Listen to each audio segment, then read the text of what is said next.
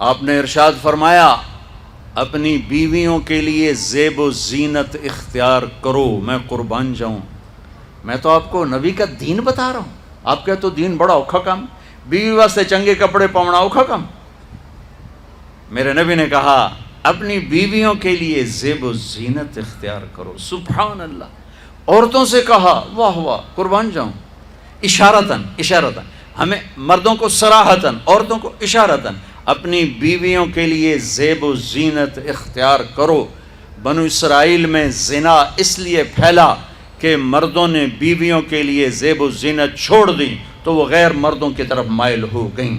اور پھر عورتوں کو فرمایا کہ خامدوں کے لیے تیار ہو۔ کیسے؟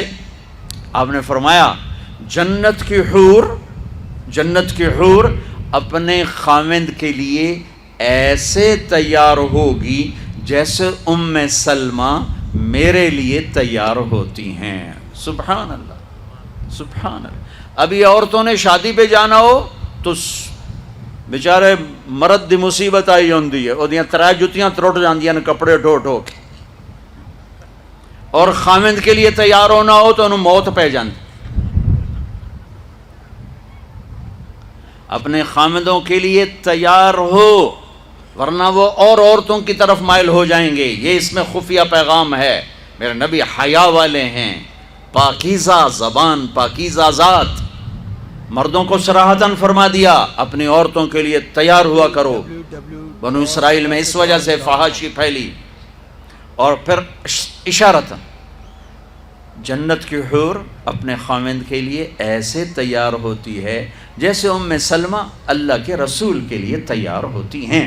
جب حضرت فاطمہ رضی اللہ تعالیٰ عنہ کی شادی ہوئی اور نکاح ہو گیا اور رخصتی 1 ماہ بعد، 2 ماہ بعد، 6 ماہ بعد، 1 سال بعد یا فوراً، یہ ساری روایات ہیں، لیکن زیادہ صحیح ہے کہ کچھ عرصے بعد رخصتی تھی، فوراً نہیں تھی۔ تو جب حضرت علی نے آ کے رخصتی کا مطالبہ کیا حضرت ام ایمن کے ذریعے سے، تو آپ نے حضرت حفصہ اور حضرت ام سلمہ اور حضرت عائشہ ان تینوں سے فرمایا کہ تم جانتی ہو نا میری بیٹی فاطمہ مجھے کتنی محبوب ہے، میری بیٹی کو دلہن بناؤ۔ اللہ اکبر، میری بیٹی کو تیار کرو۔ یہ میں دین بیان کر رہا ہوں، بے پردگی نہیں، بے حیائی نہیں، زیب و زینت میرے دین کا حصہ ہے، میرے نبی کی شریعت ہے۔ میرا نبی خوبصورت دین لے کر آیا ہے، ایک خوبصورت زندگی لے کر آئے ہیں۔ پتہ نہیں ہم نے کہاں سے عجیب و غریب دین کے فلسفے نکال لیے ہیں۔ سبحان اللہ، قربان جاؤں۔ آپ نے کہا جابر شادی کی؟ کہا جی کی۔ کہا کماری سے کہ بیوہ سے؟ کہا جی بیوہ سے کی۔ کہا اللہ بکرن فتلاعبک وتلاعبها، ارے تو نے کنواری سے کیوں نہ کی؟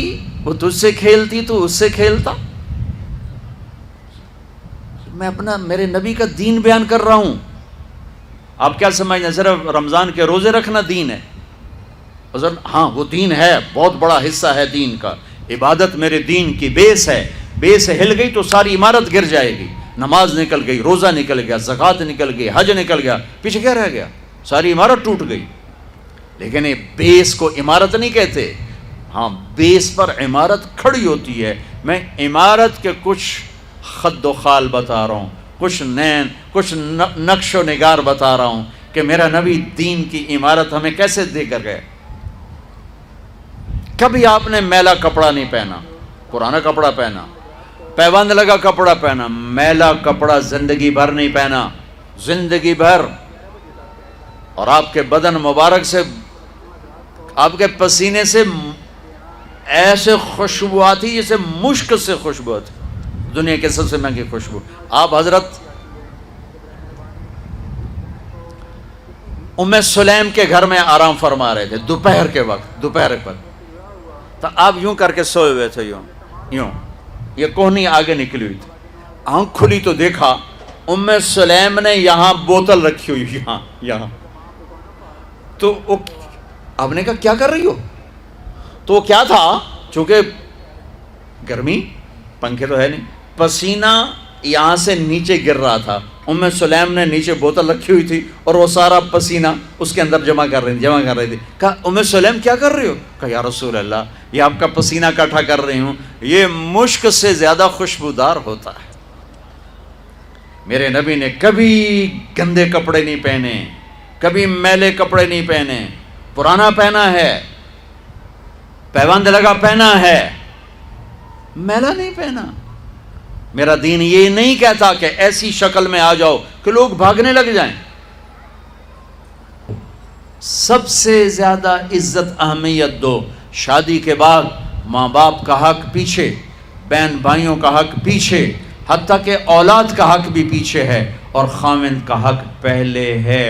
بہت سی عورتیں اپنی نادانی کی وجہ سے ماں باپ کے پیچھے لگ کر اپنے خاوند کو چھوڑ دیتی ہیں، خاوند کو ذلیل کر دیتی ہیں. اپنے بچے کے پیچھے لگ کے اپنے بچوں کی وجہ سے اپنے خاوند کو بے عزت کرتی ہیں. بہت سے باپ اپنے بچوں کی وجہ سے بیوی کو بے عزت کرتے ہیں، یا اپنے ماں باپ کی وجہ سے بیوی کو بے عزت کرتے ہیں. یہ سب بے اعتدالیاں میرے معاشرے میں ہیں. اللہ کا واسطہ دیتا ہوں، ایک دوسرے کو عزت دو، رشتوں کو عزت دو. ہر ایک کا اپنا مقام ہے، ہر ایک کو اپنے مقام پر رکھو. ماں باپ کی وجہ سے بیوی کو بے عزت نہ کرو، بیوی کی وجہ سے ماں باپ کو بے عزت نہ کرو، بیوی اپنے ماں باپ کی وجہ سے خاوند کو بے عزت نہ کرے. یہ وہ رشتہ ہے جس میں اولاد بھی نہیں داخل ہو سکتی.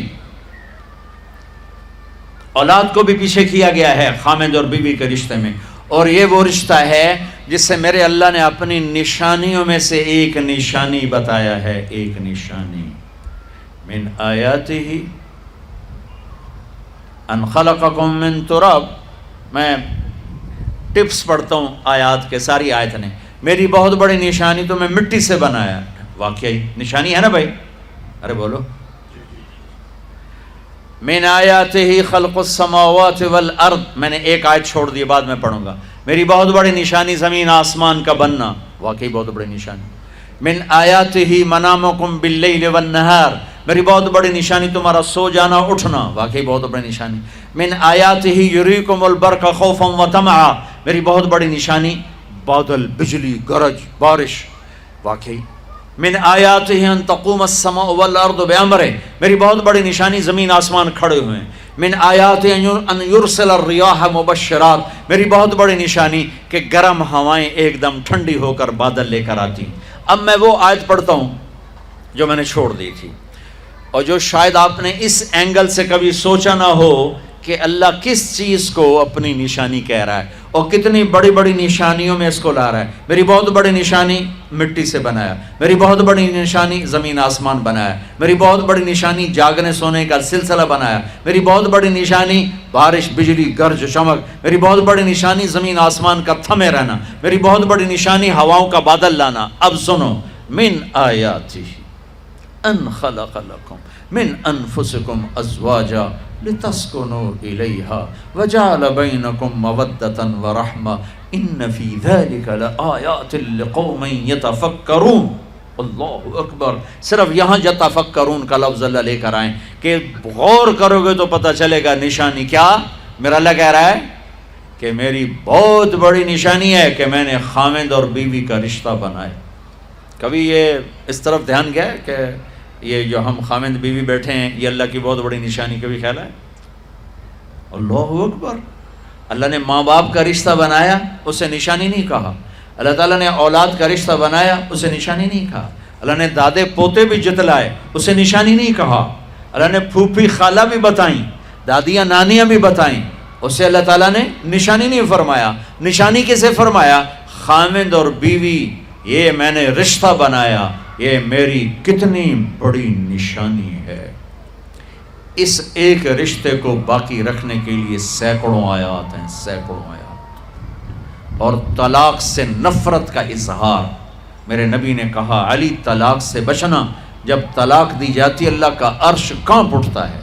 ناجائز طلاق، بے جا، ضرورت کی وجہ سے طلاق لی بھی جا سکتی ہے، دی بھی جا سکتی. یہ میں ایک اضافہ کروں گا. بہت سی بچیاں نہیں گزارا ہو رہا، خاوند بدتمیز ہے یا سسرال ظالم ہیں، وہ کہتی ماں سے میرا گزارا نہیں ہو رہا، میری جان چھڑا دو. نہیں بیٹی، گزارا کرنا ہوگا، صبر کرنا ہوگا، گزارا کرنا ہوگا، یہیں رہنا ہوگا. یہ ماں باپ کا ظلم ہے، یہ ماں باپ کا اپنی اولاد پر ظلم ہے. ہمارا تو زمیندارہ ماحول ہے پنجاب کا. میں نے اپنے ہی خاندان کی بتاتا ہوں، بچیوں پہ ظلم ہوتے دیکھے، پھر ان کی فریادیں بھی سنی، پھر ان کے ماں باپ کا ظلم دیکھا. اتھا ہی رہنا ہے، اتھا ہی گزارا کرنا ہے، بس اساں ایک واری تیرا کر دیتا ہے، ہن اساں کوئی نہیں کرنا، پچھا مڑ کے نہ پیاں میں، جویں کرنا ہی کر، ساڈا کوئی ذمہ نہیں. ماں باپ کہتے ہیں، ماں باپ کہتے ہیں. اور وہ ماہی بے آب، مچھلی پانی کے بغیر تڑپتی ہے، اس طرح اس کا دن اور رات ہے. زندہ کی کھال کھچ رہی ہے، اس طرح اس کا دن اور رات ہے. اور ماں باپ کا جبر، گزارا کرنا ہے، گزارا کرنا. تین بعد کون تیرا رشتہ کتوں آئے گا، تیری شادی کتوں کریں گے.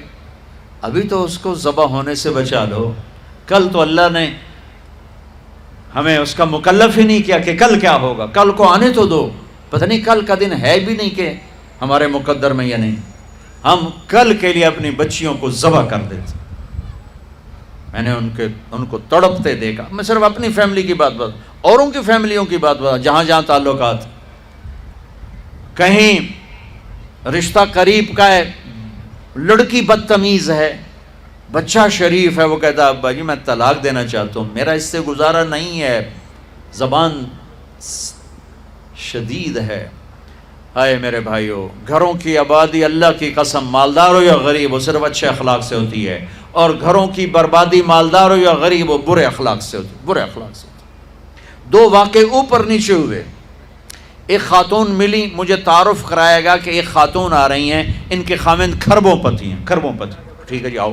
اس خاتون نے آتے ہی رونا شروع کر دیا. مولانا لوگ مجھے خوش قسمت سمجھتے ہیں کہ میں بہت بڑے مالدار کی بیگم ہوں، میرا دل زخمی ہے، میرے خاوند کا سلوک اچھا نہیں، میں دولت کو آگ لگاؤں، یہ ہیرے کے سیٹ کو میں کیا کروں جب اس کا سلوک ہی میرے ساتھ اچھا نہیں.